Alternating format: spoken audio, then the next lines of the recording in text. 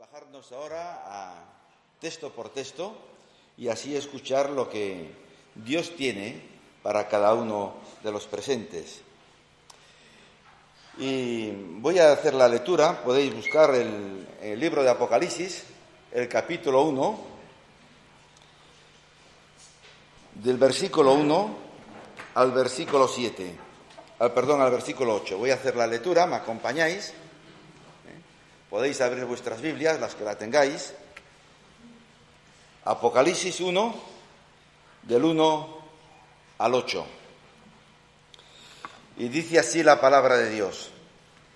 La revelación de Jesucristo que Dios le dio para manifestar a sus siervos las cosas que deben suceder pronto, y las declaró enviándolas por medio de su ángel a su siervo Juan, que ha dado testimonio de la palabra de Dios y del testimonio de Jesucristo y de todas las cosas que ha visto. Bienaventurado el que lee y los que oyen la palabra de esta profecía y guardan las cosas en ella escrita, porque el tiempo está cerca. Juan, a las 7 iglesias que están en Asia, gracia y paz a vosotros del que es y que era y que ha de venir, y de los 7 espíritus que están delante de su trono, y de Jesucristo, el testigo fiel y primogénito de los muertos y el soberano de los reyes de la tierra, al que nos amó y nos lavó de nuestros pecados con su sangre, y nos hizo un reino de sacerdotes para Dios su Padre. A él sea gloria e imperio por los siglos de los siglos. Amén. He aquí que viene con las nubes, y todo ojo le verá, y los que le traspasaron, y todos los linajes de la tierra harán lamentación por él. Sí, amén. Yo soy el Alfa y la Omega, principio y fin, dice el Señor, el que es y que era y que ha de venir, el Todopoderoso. Bien, son textos que posiblemente sea lo más fácil de todo lo que esté escrito aquí en este libro para poder entender y para poder comentar ahora con vosotros. Y vamos a ir texto por texto. ¿Vale? La revelación de Jesucristo que Dios le dio. La palabra Apocalipsis es una palabra que está ahí y normalmente cuando la escuchamos lo que genera es un poco de miedo, temor, y lleva nuestra mente a cosas violentas, a desastres, lleva un montón de cosas que realmente no es el sentido que Dios le quiere dar, porque la palabra Apocalipsis significa revelación, algo que no estaba revelado, que Dios abre para que todo el mundo lo podamos leer y podamos entender, ¿verdad? Y los primeros que empiezan a revelar y la vida de nuestro Señor Jesucristo, son los evangelios, que nos revelan al Señor Jesucristo en su humillación, ¿verdad? En cambio, el libro del Apocalipsis nos lo revela al Señor Jesucristo también, pero en otra faceta. Y vamos a ver un poquito en qué faceta nos revela el libro de Apocalipsis a nuestro Señor Jesucristo, ¿verdad? El capítulo 1 nos revela al Cristo glorificado, ¿verdad? Al Señor Jesucristo glorificado después de haber resucitado y está con el Padre. Los capítulos 2 y 3, ¿verdad?, nos revela al Señor Jesucristo como el Señor de la Iglesia, para que la Iglesia se ocupe en 3 facetas, ¿vale? Que es, la primera de ellas es la adoración a Dios. La segunda es la edificación mutua y la tercera es el evangelismo o el testimonio personal de lo que Dios hizo en nuestras vidas. Esas son las 3 facetas de la Iglesia. El motivarse los unos a los otros sabiendo que tenemos una esperanza, ¿vale? Y el decir al mundo que hay algo que puede traer paz y esperanza a sus vidas. También nos revela a partir del capítulo 4 y hasta el capítulo 22 los temas todos escatológicos o temas futuros que, como ya sabéis, hemos estudiado Daniel, y el capítulo 9, en sus últimos versículos, nos hablan de esa última semana que ya hemos hablado de ella, ¿verdad? Y aquí sí habla de los juicios de Dios sobre esta tierra. Nos habla de los juicios de las trompetas, de los juicios de los sellos, de los juicios de las copas, ¿verdad? Y también de ese reino eterno que el Señor Jesucristo va a inaugurar, arrancando pues con el milenio aquí en la tierra y después el estado eterno. Y ese es el Cristo que el Señor quiere presentar en este libro del Apocalipsis. Y dice más cosas, para manifestar a sus siervos las cosas que deben suceder pronto. La revelación ha sido dada a Juan para que la transmitiera a las iglesias, ¿verdad? Y la palabra pronto no quiere decir que el acontecimiento sea inmediato, sino que cuando el acontecimiento se dé, va a ser sucesivo, va a ser ya, ¿verdad? Y no necesariamente que vaya a ocurrir en el momento en que ha sido escrito allá por el siglo I, a finales del siglo I, ¿verdad? Sino que cuando suceda va a ser inmediato. Y sigue diciendo el texto sagrado, y la declaró enviándola por medio de su ángel a su siervo Juan, que ha dado testimonio de la palabra de Dios y del testimonio de Jesucristo y de todas las cosas que has visto. Como veis, estamos siguiendo el texto e intentando entender lo que dice el Señor para cada uno de nosotros. Declaró, dice, y la declaró, quiere decir que la ha dado a conocer a través de señales, a través de palabras, a través de símbolos, ¿verdad? Y Juan además la describe con toda fidelidad. Cuando él estaba en Patmos, allí desterrado por Domiciano, el emperador romano, ¿verdad? Él recibió esta revelación y la transmitió fielmente para que nosotros la pudiésemos tener hoy, las iglesias las pudiesen recibir en su momento y nosotros también tenerla hoy para entender la palabra de Dios, ¿verdad? Y termina esta primera parte, Juan, con el siguiente texto, ¿vale? Que es como un prólogo que introduce ahí, que es una bendición. Dice, bienaventurado el que lee y los que oyen las palabras de esta profecía y guardan las cosas en ella escritas, porque el tiempo está cerca, ¿verdad? El prólogo incluye la primera bienaventuranza. Hay 6 más en el libro, aparte de esta, ¿verdad? Pero arranca diciendo, bienaventurado, o le hace bien al que lea todo lo que está escrito en este libro, ¿vale? Y hay una bendición importante, porque dice, bienaventurado al que lee, y tiene que ver con la lectura en alto, como lo estamos haciendo hoy, porque dice también bienaventurado el que oye, que es el auditorio, ¿eh? Pero también dice algo muy importante, y bienaventurado, dice, los que guardan las cosas escritas. Y esto tiene que ver con obedecer, tiene que ver con responder en obediencia a la palabra de Dios, ¿verdad? Dejar de ser, pues, teóricos, dejar de ser personas conocedoras de la palabra de Dios, a ser personas, y creo que es Santiago quien lo dice, a ser hacedoras de la palabra de Dios. Que eso es el fin de la palabra de Dios en nuestras vidas, el ser hacedores. Dios no nos va a medir por el mucho conocimiento que tenemos de teología, sino cuál ha sido nuestro comportamiento y cuál ha sido nuestro fruto mientras nos ha tenido con vida aquí en esta tierra, ¿verdad? Y dice, porque el tiempo está cerca. Y este está hablando de ese momento, de esa última semana que está por cumplir y que ya hemos hablado también bastante de ella y que volveremos a entrar según vayamos entrando en el Apocalipsis, ¿no? Y seguimos leyendo. Juan a las 7 iglesias que están en Asia, gracia y paz a vosotros del que es y que era y que ha de venir, y de los 7 espíritus que están delante de su trono, y de Jesucristo, el testigo fiel, el primogénito de los muertos y el soberano de los reyes de la tierra. ¿Verdad? Dice Juan a las 7 iglesias receptoras. Y las 7 iglesias receptoras son las iglesias que están en Asia, que nos hablan en el capítulo 2 y capítulo 3. Y el Asia que aquí se refiere es lo que hoy conocemos como Turquía. ¿Vale? Esas iglesias estaban en Turquía y es Juan quien les escribe a ellas. ¿Vale? Y les da la bienvenida a través de estas cartas que les envía, y les da la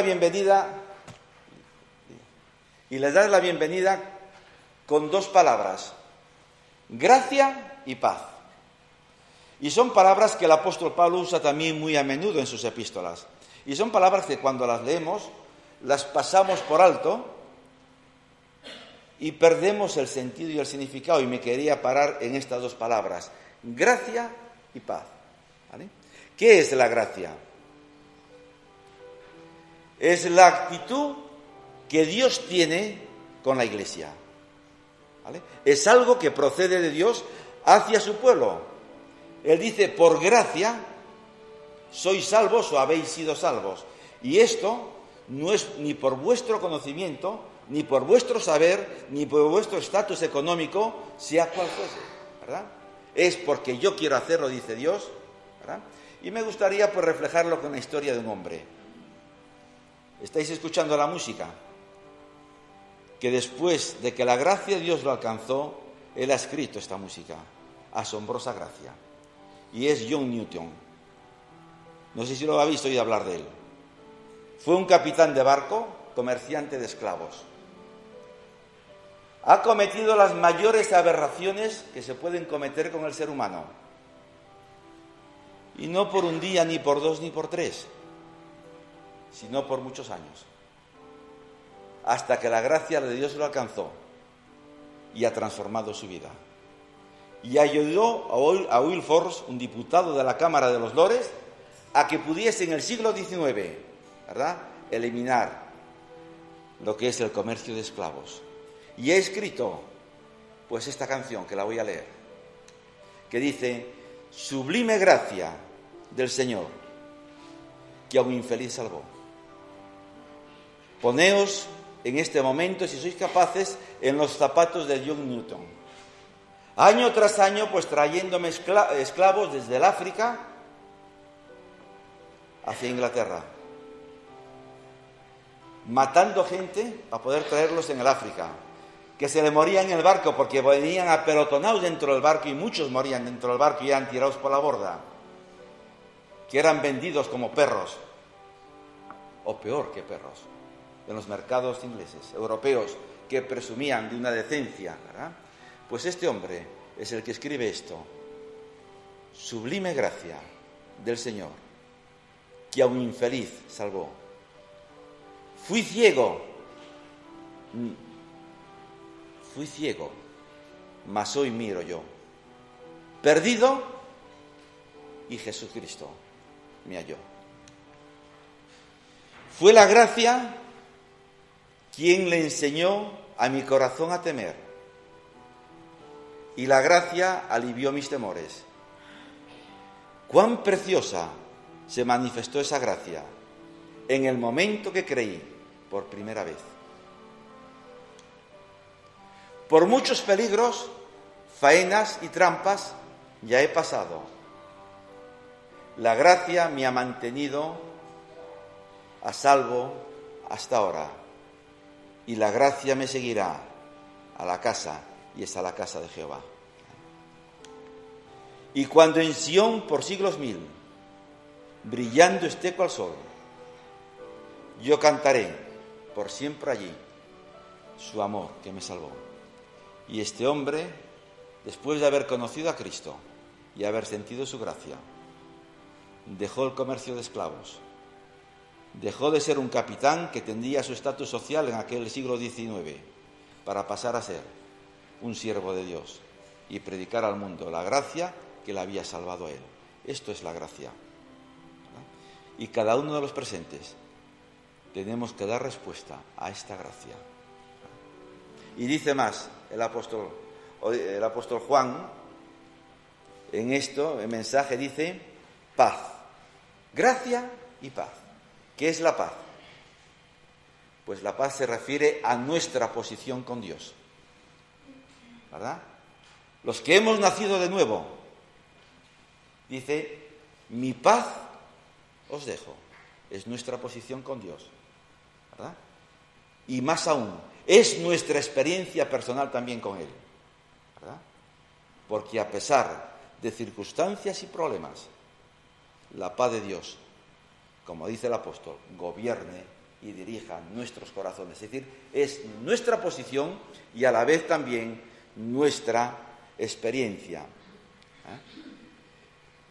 Y esta paz procede, como dice el apóstol Juan, del que es y que era y que ha de venir de Dios Padre.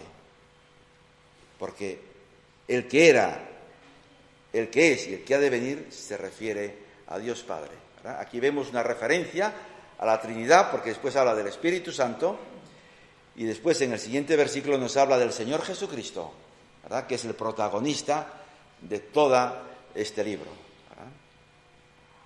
Y este, del que es y que era y que ha de venir, es uno de los atributos eternos de Dios, ¿verdad?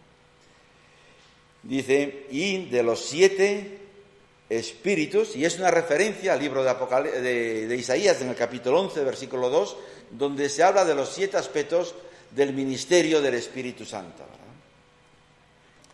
Y dice más, y de Jesucristo, el testigo fiel, y usa una palabra aquí que es el primogénito. ¿El primogénito qué? De los muertos. En aquel tiempo ya habido resurrecciones, antes que la de él. Por ejemplo, la más conocida entre todos, la de Lázaro. Pero aquí no está hablando del primero en resurrección, sino el primero en haber resucitado con cuerpo glorificado. Porque él, como resucitó así, como dice el apóstol Pablo, nuestra esperanza en él es una esperanza buena, perfecta y sana, porque si él resucitó, y de esta manera los que hemos nacido de nuevo también resucitaremos así, ¿verdad?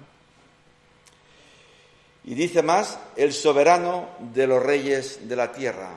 Y apunta a ese momento dentro de la historia que está por cumplirse, ¿verdad? De su segunda venida. Porque Daniel, como hemos estudiado, nos habla de que la soberanía de Cristo se iba a implantar en esa semana. Y el Apocalipsis nos dice el cómo se va a implantar a partir de los capítulos 7 en adelante, ¿verdad? Y sigue diciendo más. Al que nos amó y nos lavó de nuestros pecados con su sangre y nos hizo un reino de sacerdotes, que es la traducción de estas 2 palabras, reyes y sacerdotes, para Dios su Padre. A él sea la gloria e imperio por los siglos de los siglos. Amén. Al que nos amó, al que nos amó. Yo no sé si tenemos esta sensación en nuestras vidas de ser amados, de tal manera que alguien dé la vida en esa manifestación de amor. Yo creo que vivimos en un mundo tan materialista, tan individualista, que vagamos como peregrinos con el norte perdido muchas veces, sin pensar en esa gracia y en esa paz que Dios nos ofrece y sin pensar en ese Señor que nos ha amado. Porque el amor de Dios es un amor que excede a nuestro conocimiento, ¿verdad? Es un amor que va muchísimo más lejos de lo que podamos tú y yo en este momento entender. Y en ese ir tan lejos está el Señor Jesucristo, llevando la culpa que tú y yo debíamos de llevar. Dice, al que nos amó, ¿verdad? Al que nos amó. Y es bueno tenerlo presente en nuestras vidas, al que nos amó, y recordarlo cada día, para que nuestra vida pueda ser consecuente. Para que nuestra vida no diga palabras que los hechos o las conductas de nuestra vida marchen por otros derroteros, sino que vayan en paralelo nuestras palabras con nuestra vida.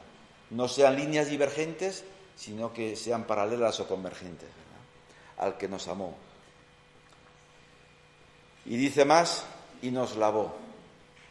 Y nos lavó. Qué importante es la limpieza en la vida de cada uno.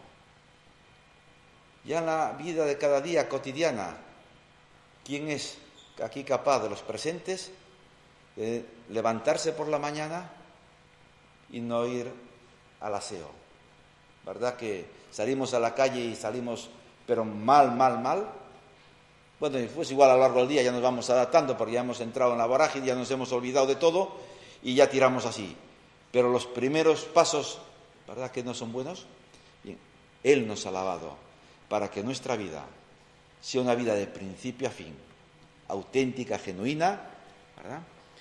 Y la palabra de Dios, pues, esto lo expresa y lo que quiero leer en lo que el Señor, a través del apóstol Pablo, dice en Tito capítulo 3, versículos del 4 al 6. Dice, pero cuando se manifestó la bondad de Dios, nuestro Salvador, y su amor hacia la humanidad, Él, el Señor Jesucristo, nos salvó. Y fijaos, dice, no por obras de justicia que nosotros hubiéramos hecho, es decir, no por nuestro valor, ¿vale?, sino conforme a su misericordia, ¿verdad?, sino conforme a su misericordia, por medio del lavamiento, de la regeneración y la renovación por el Espíritu Santo, que Él derramó sobre nosotros abundantemente por medio de Jesucristo, nuestro Salvador. Y nos lavó con su sangre, ¿verdad? La sangre es algo, y cuando vamos a la palabra de Dios y entramos en el Antiguo Testamento, vemos la importancia tremenda que tiene la sangre. Y la sangre sigue teniendo importancia hoy, la sangre es vida, ¿verdad? Las transfusiones, todo están a la orden del día, para curar enfermedades, para cuando hay accidentes, para un montón de cosas, la sangre es tremendamente importante. Pues esa sangre importante, más importante que la nuestra, y no tengo palabras para cuantificar porque tampoco existen en nuestro vocabulario, ¿verdad?, el valor de la sangre de Cristo, esa es la que nos ha lavado, ¿verdad? Antiguamente solamente podían acercarse a Dios y era el sumo sacerdote y era una vez al año y era con sangre. Hoy tú y yo tenemos el privilegio de acercarnos a la presencia de Dios cuando querramos, ¿verdad?, cubiertos y amparados en la bendita sangre del Señor Jesucristo derramada en la cruz del Calvario. Y sabéis, después de todo este proceso de lavamiento, de limpieza, de este nacimiento de nuevo, dice que ha constituido para Él un reino de sacerdotes. Y eso es nuestra vida aquí en esta tierra.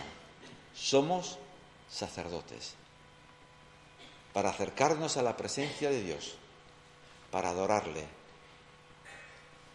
para estimularnos los unos a los otros a vivir en santidad. Y también, ¿verdad?, para decirle a las personas que están en nuestro entorno que hay un Señor Jesucristo que les ama como nos amó a nosotros, que su gracia está ahí como nos alcanzó a nosotros, como alcanzó a Newton y alcanzó a otros más, también nos ha alcanzado a nosotros. Y también podemos decir que a Él, al Señor Jesucristo, sea la gloria e imperio por los siglos de los siglos. Hemos nacido de nuevo para adorarle. Y habrá un día en que toda la creación le va a adorar, sí o sí. No llegó, pero llegará, ¿verdad? Y esta doxología que cierra esto aquí tiene que ver con escoger bien lo que le vamos a decir, nuestra adoración y nuestra gratitud, y hacerlo en la excelencia. Muchas veces, cuando leemos o cantamos, Muchas veces lo hacemos por el gusto. Y eso está bien. Hacemos lo que nos gusta. Pero tiene que haber algo más. Yo suelo decir muchas veces, no es lo que gusta, sino lo que sirve. Porque hay cosas que gustan, pero no sirven. Y tienen que combinarse las dos cosas. En nuestra adoración tiene que estar lo que sirve. Y cuando la elevamos, tenemos que pensar que Dios está a nuestro lado y está viendo lo que estamos haciendo. Y lo que estamos haciendo es algo que sale de dentro, de aquí mismo, y que estamos rindiendo a sus pies. ¿Os acordáis de aquellos personajes cuando nació el Señor Jesucristo y se acercaron aquellos magos que se acercaron al Belén y le han ofrecido? Eso tiene que ser nuestra intención cada día, ¿verdad? Nuestra adoración, de darle lo mejor, de poner nuestros cuerpos en sacrificio vivo, santo y agradable. ¿Cuánto nos sacrificamos cada uno de los presentes por Dios en nuestro día a día? ¿Cuánto? Si vivimos cómoda y plácidamente. ¿Nos acordamos de Dios? Como dice el refrán, cuando Santa Bárbara truena o algo por el estilo. Bueno, más o menos. ¿Os parece lógico? ¿Os gustaría que alguien solamente se acordara de vosotros cuando tiene un problema? ¿Verdad que no? Pues tenemos un Dios que por su gracia nos ha salvado. Tenemos su paz. Y tenemos esa seguridad de salvación. Pues rindámosle una adoración auténtica, genuina, ¿verdad? A Él sea gloria e imperio por los siglos de los siglos, pero esto tiene que ser genuino, auténtico, de verdad. ¿Eh? De verdad. Y dice más: he aquí que viene con las nubes, y todo ojo le verá, y los que le traspasaron, y todos los linajes de la tierra harán lamentación por él. Sí, amén. Esto tiene que ver con su segunda venida. No tiene nada que ver con el arrebatamiento de la Iglesia, ¿verdad? Y este texto hace eco de lo que está escrito en Daniel capítulo 7, versículo 13. El Hijo de Dios vendrá en las nubes. Pero esta nube no es lo que entendemos por nube de que vemos aquí, sino que podemos tener una ligera visión de lo que es esta nube cuando vamos al Antiguo Testamento y vemos la nube de gloria en la cual Dios se manifestaba, o sobre el tabernáculo, o sobre alguna de las personas con las cuales Él se ha presentado, como Moisés en el monte Sinaí. Se está refiriendo a esto, ¿verdad? Y Dios se ha manifestado así ya en el Antiguo Testamento y se manifestará de nuevo en esa segunda venida, porque dice más que todos, y todos son todos. Todos son todos los que estén en ese momento aquí en la tierra. No serán unos sí y otros no, son todos. Dice que todos les verán. Y hace una mención especial a los que le traspasaron. Nadie se perderá la segunda venida. ¿Verdad? Está prometida en el Antiguo Testamento, y profecía con respecto a esto. ¿Verdad? La lanza que lo hirió al Señor Jesucristo en la cruz del Calvario fue una lanza romana, ¿verdad? Pero los que motivaron todo eso han sido el pueblo judío. Y es cierto que los personajes que han estado involucrados en todo ese proceso de condenación del Señor Jesucristo no van a resucitar para verlo, ¿verdad? Sin embargo, el cuerpo judicial que lo juzgó, ese cuerpo judicial es el único que puede exonerarle hoy de esa culpa, ¿verdad? Y ese cuerpo judicial existe hoy en el Estado hebreo. Es un cuerpo que ya está formado por religiosos, es decir, que el escenario para que el Señor Jesucristo regrese está en proceso de preparación para que todo eso que está aquí se manifieste en ese momento. Y dice más que todos harán lamentación por él. Todos, el mundo hará lamentación por él. Y esto no quiere decir que se vayan a arrepentir, ¿verdad? Sino que viendo todo lo que se va a suceder, van a ponerse en un estado aún peor, posiblemente, del que estaba en ese momento antes de que esto sucediera.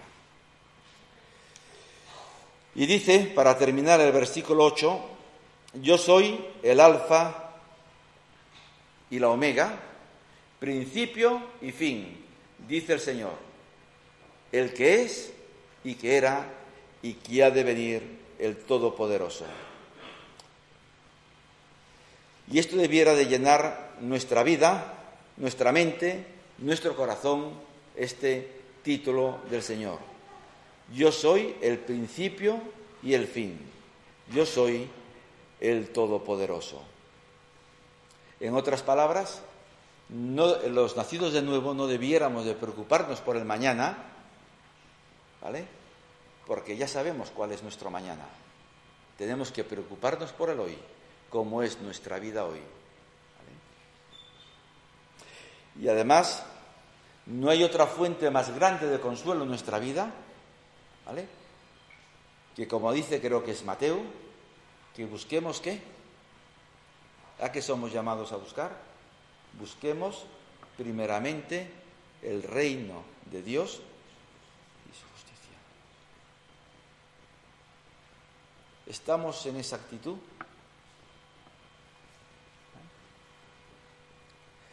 Y para terminar, pues,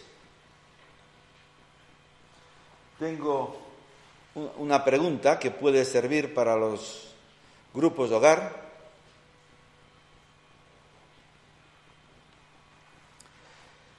Y la palabra de Dios es el único, y digo único en mayúscula y subrayado y en negrita, ¿vale? Mensaje válido para ti y para mí y para la sociedad de hoy. ¿Respondes en obediencia a la palabra de Dios? ¿Realmente podríamos decir, has nacido de nuevo? Creyentes hay muchos, ¿eh? Gente que cree, a montones. Y si no, lo tenemos muy fácil. Salimos a la calle, paramos a la gente y nos vamos a encontrar con mucha gente que cree. Muchísima. Los musulmanes creen también en el Señor Jesucristo, ¿eh? Os lo digo por si no lo sabíais. Los musulmanes también creen en el Señor Jesucristo. Hay mucha gente que cree, pero gente que ha nacido de nuevo hay muy poca. ¿Os acordáis de Nicodemo? Cuando se acerca a Jesús, Jesús le dijo, te es necesario nacer de nuevo. Yo no sé el tiempo que tardó Nicodemo en comprender estas palabras. En el primer envite no las ha entendido. Se le hizo su mente pues un borrón que no se enteró de nada. Y lo único que se le ocurre decir es que tengo que volver a entrar en el vientre de mi madre para nacer. Fijaos en qué estado quedó cuando escuchó esta corta frase del Señor Jesucristo, te es necesario nacer de nuevo. No habla mucho de la palabra de Dios, pero sí deja algo muy claro para la historia. Que cuando el Señor Jesucristo murió y fue colgado en la cruz, ¿vale? El viernes por la tarde, antes de las 6, con José de Arimatea, lo fue a sacar de la cruz para sepultarlo. Y dio el mayor testimonio público que se puede dar de haber nacido de nuevo. Porque Nicodemo no era un judío vulgar y corriente. Era un príncipe judío, miembro del Sanedrín. Y ese acto posiblemente lo llevó a ser destituido de ese Sanedrín y a ser despreciado por todos sus compañeros.